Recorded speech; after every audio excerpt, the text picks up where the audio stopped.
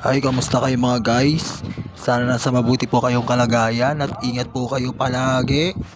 Halina't samahan niyo po kami sa mga kaganapan namin dito sa bahay. Let's go!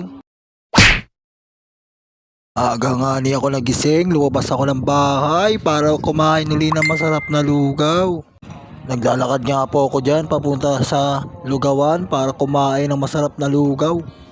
Halos madalas na nga ako kumakain ng lugaw dito kila Kuya Lugaw Man. Tara, lugaw po tayo mga guys. Meron akong tokwa, may kalamansi at itlog na nilaga.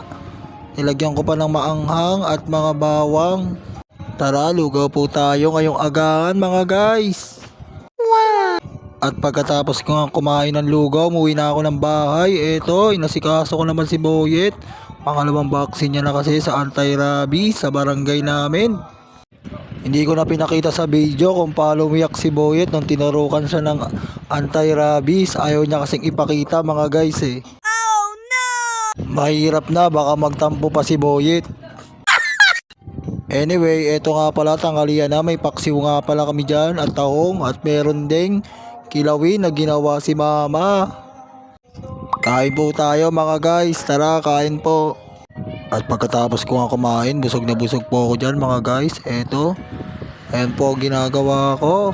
Siyempre, walang magawa lang, nakaupo. Ayan, ganyan ang ginagawa ko.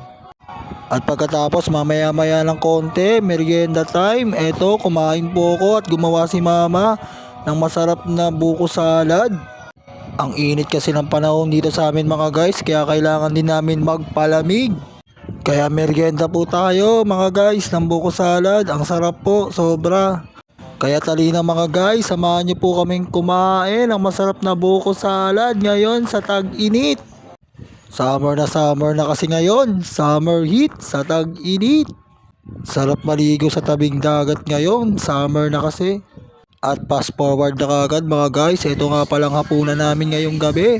Masarap na chooks to go. Eto, kain po tayo ng chooks to go, ang sarap-sarap. Kain na nga lang nga ni, hindi naman tumataba. Halina't samahan niyo po kami ngayong hapunan, kain po tayo.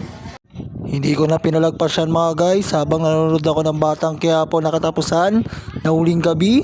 Kumakain tayo ng buko salad. Ang sarap. Tara kain po tayo habang enjoy sa panonood sa Batang Quiapo.